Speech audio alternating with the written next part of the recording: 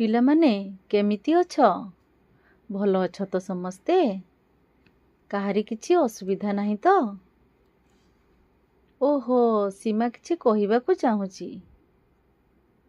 ହଁ ସୀମା, ତୁମର କ'ଣ ଅସୁବିଧା ଅଛି କୁହ? ଆଚ୍ଛା, ତୁମ ଘରେ ଆଜି ବିଜୁଳି ନଥିଲା, ସେଥିପାଇଁ ତୁମେ ବିଦ୍ୟାଳୟରେ ପହଞ୍ଚିବା ବିଳମ୍ବ ହେଲା। କିଛି ଅସୁବିଧା ନାହିଁ। ତେଣୁ ଭାବ ତ, ବିଦ୍ୟୁତ୍ ଆମର ଦୈନନ୍ଦିନ ଜୀବନରେ କେତେ ଆବଶ୍ୟକ? ପ୍ରଦର୍ଶିତ ଚିତ୍ରକୁ ଦେଖି ତୁମେମାନେ କ'ଣ କହିପାରିବ କୁହ? ଚିତ୍ରରେ ପିଲାଟି ଭାବୁଛି କି କିପରି ସମସ୍ୟାର ସମାଧାନ କରିବ ଏବଂ ତାର ଦିମାଗର ବତୀ ଜଳିଛି, ଅର୍ଥ ସମାଧାନ ମିଳିଯିବାରୁ ଖୁସି ଅଛି। ପିଲାମାନେ ଜାଣିଛ, ଆମ ଶରୀରର ବ୍ରେନ୍ରେ ମଧ୍ୟ ଜୈବିକ ବିଦ୍ୟୁତ୍ ପ୍ରକ୍ରିୟା ଦ୍ୱାରା ଆମେ ବିଭିନ୍ନ ସମସ୍ୟାର ସମାଧାନ କରିପାରୁ। ଆଚ୍ଛା, ଠିକ୍ ଅଛି। ବର୍ତ୍ତମାନ ତୁମେ ବିଦ୍ୟୁତ୍ ବିଷୟରେ କ'ଣ ସବୁ ଜ୍ଞାନ ଆହରଣ କଲ, ସେ ବିଷୟରେ ସଂକ୍ଷିପ୍ତରେ ଆଲୋଚନା କରିବା। ମୁଁ ଯାହାକୁ ପଚାରିବି ସେ ଉତ୍ତର ଦେବ। ରବି, ତମେ କହିଲ ଦେଖି, ତୁମେ ବିଦ୍ୟୁତ୍ ବିଷୟରେ କ'ଣ ସବୁ ଜାଣିଛ? ଭେରି ଗୁଡ୍, ଠିକ୍ କହିଲ ରବି। ପ୍ରଥମେ ଆମେ ବିଦ୍ୟୁତ୍ର ବ୍ୟବହାର ବିଷୟରେ ଜାଣିଥିଲେ ଅଥବା ବିଦ୍ୟୁତ୍କୁ କିପରି ଆମ ଦୈନନ୍ଦିନ ଜୀବନରେ ବ୍ୟବହାର କରୁଛୁ ସେ ବିଷୟରେ ଜାଣିଥିଲେ। ଆଚ୍ଛା ସୀତା, ତମେ କହିଲ ଆମେ ଦୈନନ୍ଦିନ ଜୀବନରେ ବିଦ୍ୟୁତ୍କୁ କିପରି ବ୍ୟବହାର କରୁ? ହଁ, ଠିକ୍ ଅଛି। ବିଦ୍ୟୁତ୍କୁ ଆମେ ରନ୍ଧନ କାର୍ଯ୍ୟ, ଆଲୋକୀକରଣ କାର୍ଯ୍ୟ, ଗମନାଗମନ କାର୍ଯ୍ୟ, ଗରମ ଓ ଥଣ୍ଡା କରିବା କାର୍ଯ୍ୟ, ମନୋରଞ୍ଜନ କାର୍ଯ୍ୟ, ଯୋଗାଯୋଗ କାର୍ଯ୍ୟ ଇତ୍ୟାଦି ପାଇଁ ବ୍ୟବହାର କରୁ।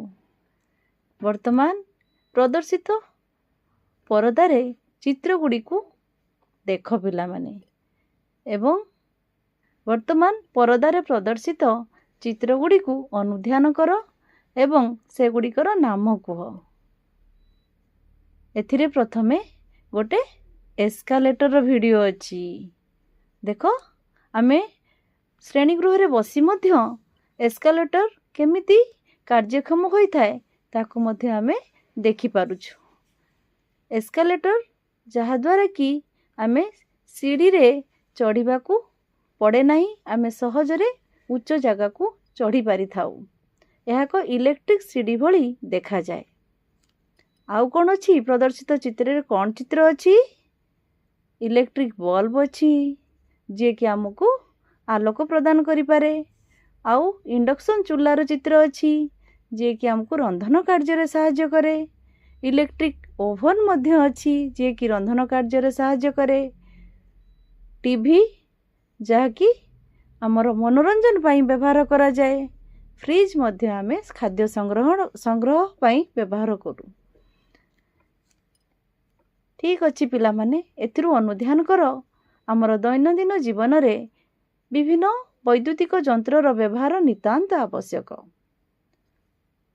ଏବେ ତୁମେ ପ୍ରଜ୍ଞା କୁହ ତ, ବିଦ୍ୟୁତ୍ ଶକ୍ତି ବ୍ୟବହାର କଲାବେଳେ ଆମେ କି ସତର୍କତା ଅବଲମ୍ବନ କରିବା? ଠିକ୍ କହିଲ ପ୍ରଜ୍ଞା।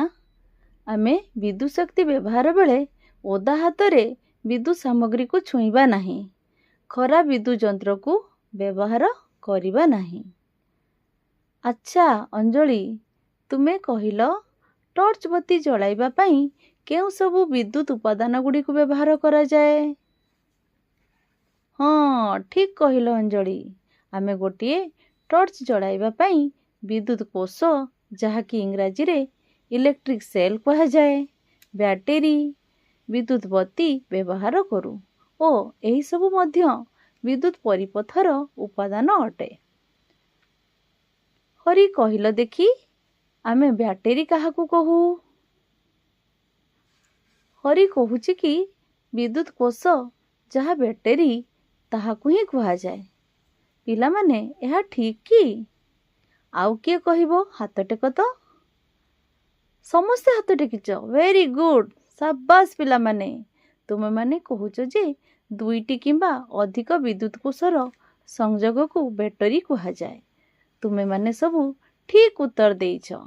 ସମସ୍ତେ ପ୍ରଦର୍ଶିତ ହେଉଥିବା କୋଷ ଓ ବ୍ୟାଟେରୀ ଚିତ୍ରକୁ ଲକ୍ଷ୍ୟ କର। କେମିତି ଗୋଟିଏ କୋଷକୁ ଆମେ କୋଷ କହୁଛୁ ଏବଂ 2ଟି କିମ୍ବା ଅଧିକ କୋଷର ସଂଯୋଗକୁ ଆମେ ବ୍ୟାଟେରୀ କହିଥାଉ। ଆମେମାନେ ଆଜି ବିଦ୍ୟୁତ କୋଷ, ବ୍ୟାଟେରୀ ଏବଂ ବିଦ୍ୟୁତବତୀ ବିଷୟରେ ଅଧିକ ତଥ୍ୟ ଜାଣିବା ଓ ଏକ ବିଦ୍ୟୁତ କୋଷ କିମ୍ବା ବ୍ୟାଟେରୀ ବ୍ୟବହାର କରି ବିଦ୍ୟୁତ ବତୀଟିଏ କିପରି ଜଳାଇବା ସେ ବିଷୟରେ ଆଲୋଚନା କରିବା। ତୁମେମାନେ ଏ ବିଷୟକୁ ଭଲରେ ବୁଝିବା ପାଇଁ ମୁଁ ତୁମକୁ କିଛି ସରଳ ପ୍ରଶ୍ନ ପଚାରୁଛି, ତାହାର ଉତ୍ତର ଦିଅ। ପିଲାମାନେ କହିଲ, ରାତିରେ କରେଣ୍ଟ ବା ବିଜୁଳି ନଥିଲେ କିମ୍ବା ଅନ୍ଧାର ହୋଇଗଲେ ତୁମେ କ'ଣ ସବୁ କର? ରିମା, ତୁମେ କୁହ ତ, ତୁମେ କ'ଣ ସବୁ କର? ଆଚ୍ଛା, ତୁମେ ଟର୍ଚ୍ଚର ବ୍ୟବହାର କର। ଏବେ କହିଲ ଦେଖି ରୋହନ, ତୁମେ ଯେଉଁ ଟର୍ଚ୍ଚର ବ୍ୟବହାର କରୁଛ ସେଥିରେ ଥିବା ବଲ୍ବ କିପରି ଜଳେ? ଠିକ୍ କହିଲ। ଟର୍ଚ୍ଚରେ ବ୍ୟବହୃତ ହେଉଥିବା ଏକ ତାପଦୀପ୍ତ ବଲ୍ବଟି ସେଥିରେ ଥିବା ବ୍ୟାଟେରୀ ଦ୍ୱାରା ଜଳିଥାଏ। ପିଲାମାନେ, ଆଜି ଏକ ମଜାଦାର ପରୀକ୍ଷା କରିବା ଯେ ବ୍ୟାଟେରୀଟି କିପରି ଟର୍ଚ୍ଚରେ ଥିବା ବଲ୍ବଟିକୁ ଜଳାଇବାରେ ସାହାଯ୍ୟ କରୁଛି। ଆଚ୍ଛା ପିଲାମାନେ, ଆମେ ଏହି ପରୀକ୍ଷାଟି କରିବା ପାଇଁ କ'ଣ ସବୁ ଉପକରଣ ବ୍ୟବହାର କରିବା, ଆସ ସେ ସବୁ ବିଷୟରେ ଜାଣିବା। ଏବେ ପରଦାରେ ପ୍ରଦର୍ଶିତ ବିଦ୍ୟୁତ ଉପକରଣ ଗୁଡ଼ିକୁ ଦେଖ ଏବଂ ଅନୁଧ୍ୟାନ କର। ଗୋଟିଏ ବିଦ୍ୟୁତ ସେଲ୍, ଟର୍ଚ୍ଚରେ ବ୍ୟବହୃତ ଏକ ତାପଦୀପ୍ତ ବଲ୍ବ, ଏକ ସେଲ୍ ଧାରକ ଯାହାକୁ କି ଆମେ ସେଲ୍ ହୋଲ୍ଡର ବୋଲି କହିଥାଉ, ବତୀ ଧାରକ ଏବଂ ତାର ନେବା। ବର୍ତ୍ତମାନ ଏହି ପରୀକ୍ଷାଟି କରିବା ପାଇଁ ଆମକୁ ଏହି ସବୁ ଜିନିଷ ଗୁଡ଼ିକ ଆବଶ୍ୟକତା ହୋଇଥାଏ। ଏବେ ଆମେ ପରୀକ୍ଷାଟି କରିବା। ଏବେ ଆମେ ଏହି ପରୀକ୍ଷା ପାଇଁ ପ୍ରସ୍ତୁତି ପ୍ରଣାଳୀ ଗୁଡ଼ିକୁ ଜାଣିବା। ପ୍ରଥମ ସୋପାନଟି ହେଉଛି ତାର ପ୍ରସ୍ତୁତି। ତ ପ୍ରଦର୍ଶିତ ହେଉଥିବା ଚିତ୍ର ଭଳି ଆମେ ପ୍ରଥମେ ପ୍ରତ୍ୟେକ ତାରର ଉଭୟ ପ୍ରାନ୍ତରୁ ପ୍ରାୟ 1 ସେଣ୍ଟିମିଟର ପ୍ଲାଷ୍ଟିକ ଆବରଣ ଛଡ଼ାଇ ତାର ମଧ୍ୟରେ ଥିବା ଧାତୁକୁ ବାହାର କରିବା। ପ୍ରଦର୍ଶିତ ଚିତ୍ରକୁ ଦେଖ। ତାରର ଡାହାଣ ଅଗରୁ ତାର ବାହାର କରାଯାଇଛି କିପରି? ଏହିପରି ଆମକୁ ପ୍ଲାଷ୍ଟିକକୁ ଛିଡ଼େଇ ତାରକୁ ବାହାର କରିବାକୁ ପଡ଼ିବ।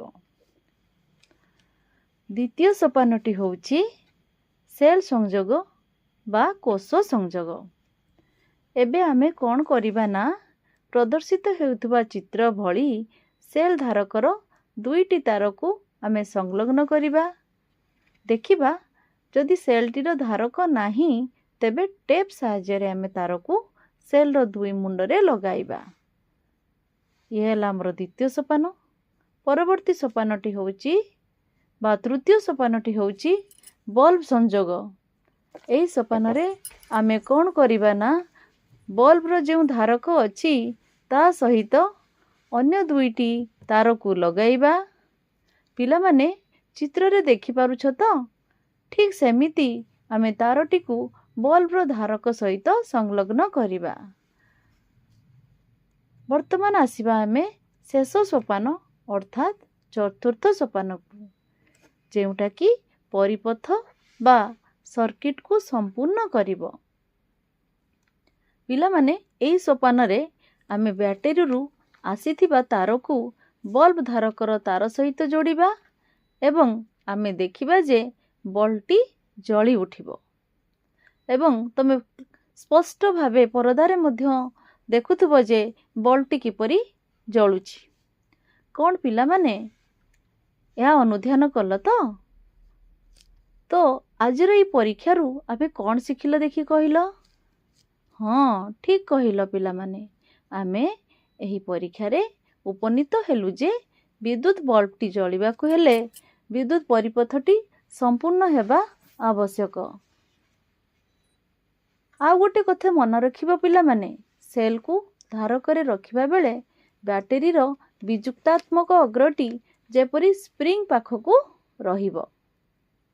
अच्छा, एबे तुमे माने ए परीक्षाटी केते बुझी पारिछ निजको निजे परखी नेबा पई मु तुमको परदारे किछि चित्र देखाइबी। सेई चित्र को देखी तुमे माने कहिबो जे केउ क्षेत्र रे विद्युत बल्बटी जलिबो ओ काहेकि, केउ बल्बटी जलिबो नाही ओ काहेकि। एबे परदारे प्रदर्शित चित्र 1 को देखो पिला माने, बल्बटी जलिबो कि नाही अनुध्यान कर। राम, तुमे यार उत्तर कहिल देखी। शाबाश, ठीक कहिल। चित्र 1 रे बल्बटी जलिबो नाही कारण एही चित्र रे थिबा परिपथटी संपूर्ण नुहे। वर्तमान चित्र 2 देखि कहिल सीमा, एही परिपथरे बल्बटी जलिबो कि नाही। हाँ, ठीक कहिल। ए चित्र रे मध्य बल्बटी जलिबो नाही कारण एथिरे लागिथिबा तारटी छिंडी जाइछि। वर्तमान मु तम मानकू चित्र 3 टी देखौछि। ताले कृष्णा तमे कहिल एई परिपथरे बल्बटी जलिबो कि नाही। ठीक कहिल, एथिरे मध्य बल्बटी जलिबो नाही कारण एही परिपथरे थिबा तारटी भूल संजोग होइछि जा द्वारा बल्बटी जलिबो नाही। वर्तमान चतुर्थ चित्रटी प्रदर्शित हेउछि। अच्छा रोहित, तमे चित्र 4 टी देखि कुह बल्बटी जलिबो कि नाही। ठीक कहिल रोहित, एथिरे बल्बटी जलिबो कारण एथिरे परिपथटी संपूर्ण अछि, सेति पई बल्बटी जळि उठिछि। शाबाश पिला माने, तमे माने ताहले विद्युत बत्ती किपरि जळे से विषय रे सब बुझी पारिछ। ताहले आज आमे केउ केउ विषय रे धारणा पाइले किए कहि पारिबो? रानी, तमे कुह तो देखी। हाँ, ठीक कहिल। आज आमे शिखिले जे किपरि एक बैटेरी, तार और बल्ब व्यवहार करी विद्युत शक्ति माध्यम रे आमे आलोक पाई परिबा बा विद्युत बत्ती जलाई परिबा विषय रे आमे शिखिले। मु वर्तमान तुम मानकू आज पर्यंत विद्युत विषय रे आलोचना करा जाइथिबा तथ्य को आधार करी किछि सरल प्रश्न पचारुछि, तार सठिक उत्तर देबाकू चेष्टा कर। प्रथमे मु किछि बहु विकल्प प्रश्न पचारिबी, तार 4टी संभाव्य उत्तर मध्यरु गोटिए सठिक उत्तरटी बाछि कहिबो। तम पई प्रश्न गुड़िक परदारे प्रदर्शित हेबो। एबे प्रथम प्रश्नटी तम पई अछि। गोटिए विद्युत कोष रे केतोटी अग्र थाए? ए 2, बी 3, सी 4, डी 5। तो यार सठिक उत्तरटी हैला ए 2। शाबाश पिला माने। तो तम पई द्वितीय प्रश्नटी अछि। 2 किंबा अधिक कोषर संयोग को कौन कहा जाए? ए विद्युत कोष, सी विद्युत बत्ती, बी बैटेरी, डी एलईडी बत्ती। यार सठिक उत्तरटी हेउछि बी बैटेरी। प्रश्न 3 टी तुमको परदारे प्रदर्शित अछि। यह हेउछि एलईडी रो पूरा नाम कौन? A light enhancing diode, B light emitting diode, C lamp emitting diode, D light emitting diagram. तो पिले यार सठिक उत्तरटी कौन हेबो? B light emitting diode. Very good, समस्ते ठीक आंसर देइछ। एबे चतुर्थ प्रश्नटी परदारे प्रदर्शित अछि। यह हैला विद्युत परिपथर थिबा विद्युत बत्तीटी केते बेले जळे? ए परिपथटी असंपूर्ण थिले बी परिपथटी तार छिंडी जाइथिले, सी परिपथटी विद्युत बत्तीटी खराब थिले, डी परिपथटी संपूर्ण थिले। यार ठीक उत्तरटी कौन हेबो पिले? डी परिपथटी संपूर्ण थिले। Very good. तो पंचम प्रश्नटी परदारे प्रदर्शित अछि, ता अछि विद्युत बत्ती रे थिबा सरू पतला तार को कौन कुहा जाए? विद्युत बत्ती रे थिबा सरू पतला तार को कौन कुहा जाए? ए धातव शीर्ष, बी धातव अग्र, सी फिलामेंट, डी एलईडी। यार सठिक उत्तरटी हेउछि सी फिलामेंट। Very good. षष्ठ प्रश्नटी तुम पई आसीबो, केउठी विद्युत बत्तीर अंश नुहे? ए फिलामेंट, बी बैटरी, सी धातव शीर्ष, डी धातव खोल। यार सठिक उत्तरटी हेबो बी बैटरी। मु वर्तमान किछि दुई विकल्प प्रश्न पचारिबी, जहाकू तमे ठीक एवं भूल चिन्ह देई दर्शाइबो। एई प्रश्न गुड़िक एपरि अछि, जेपरि ए प्रश्नटी एपरि अछि, विद्युत सेल कोष हेउछि सहजरे सुविधारे नेबा आनिबा करि पारुथबा एक उत्स। आउ थरे मु कहि दउछि, विद्युत सेल बा कोष हेउछि सहजरे बा सुविधारे नेबा आनिबा करि पारुथबा एक विद्युत उत्स। एई उक्तिटी ठीक ना भूल? एई उक्तिटी ठीक अछि। शाबाश पिला माने। तो बी ऑप्शन टी तुम पई अछि, एलईडी रे फिलामेंट न थाए। ए उक्तिटी ठीक ना भूल? एलईडी रे फिलामेंट न थाए, या मध्य ठीक उक्ति। देन से सी ऑप्शन टी अछि, सी प्रश्नटी अछि, दुईटी किंबा अधिक कोषर संयोग को फिलामेंट कहा जाए। यार सठिक उत्तरटी होछि यह एक भूल उक्ति। डी ऑप्शन टी अछि, विद्युत कोषरे चारोटी अग्र थाए। यह एक भूल उक्ति। यह मध्य ठीक कहिच पिला माने। देन टॉर्च लाइट रो अन्य नाम फ्लैश लाइट अटे। यह ठीक उक्ति ना भूल उक्ति? यह ठीक उक्ति। वेरी गुड पिला माने।